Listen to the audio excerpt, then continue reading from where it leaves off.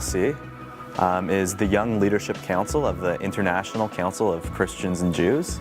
So essentially it's the young adult wing of this international umbrella organization. The Young Leadership Council has been an organization that engages individuals from 3 different faith traditions, namely Judaism, Christianity and Islam, and engages them in dialogue. With the interfaith work that I've been involved with, the YLC stands out because of its intentional international inclusion. We bring together young people from basically all over the world, and so it's not just an interfaith conversation, but it's also an intercultural conversation. So I think it's an opportunity for us to hone our skills of dialogue and our skills of interfaith collaboration and cooperation, bringing them to a higher level.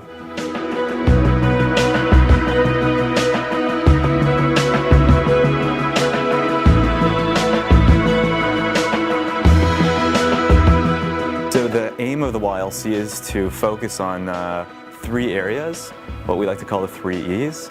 The first is encounter, the second is equip, and the third is exchange. So at the YLC, we have an opportunity to really encounter one another on a personal level, encounter individuals who you would otherwise may never have a chance to meet due to political, religious, or cultural divides, which we're able to really bridge and overcome at our international conferences. We also have the opportunity to equip one another with new skills, with new ways of going home and thinking about different issues and engaging on different topics, and also an opportunity to really exchange maybe some preconceived notions with new ideas about the other. We're in an unusual space for so many of us, and most of our participants aren't from the place that we're holding the YLC.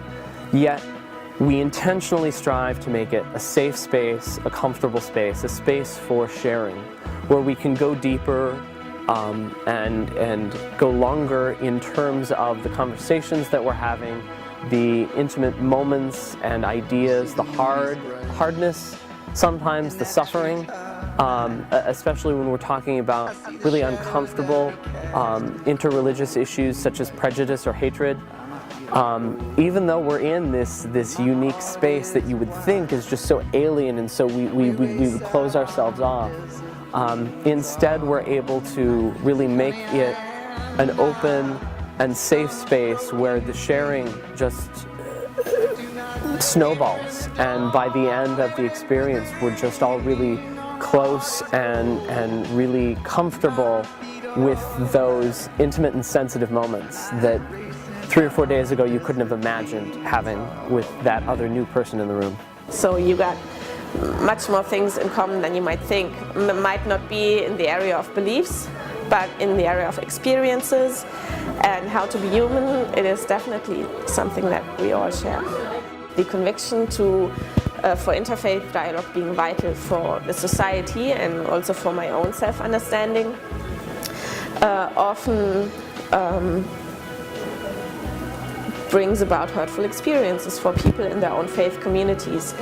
And to be able to share that in an interfaith community and to start to build a new community of people from different backgrounds has been one of the most powerful experiences for me. I think one touching moment for me was the sharing in faith practices during Kabbalat Shabbat. It was the first time many participants experienced Shabbat, and it was quite moving and touching. And the same goes for the Catholic Mass we attended. It was the first time many of the participants had actually sat through a Mass, and beyond just sitting through and experiencing, there was also explanation and discussion and dialogue as to what certain symbols and actions meant and what their meaning meant to individuals on the personal level. And that was quite moving to see and to hear people share their experiences. Some of the most important and impactful conversations are the ones that happen between the sessions, are the ones that aren't programmed or scheduled in. Those are the times where we do get to know one another and get to grow and develop, and the rapport that we've built during those sessions tends to come out a little more in the informal settings. And those are where we have those great conversations where you have a connection with someone who is maybe from a different culture a different religion, someone who is so, you would think, unlike you, and yet you're able to connect on a way, whether it's a conversation around your family or about your spiritual or religious life or what motivates you in the world, in your career, in the volunteer work that you do. It's those moments that are the best for me, and those are the little gems that I take away, and they're also the things that keep me motivated in doing what I'm doing.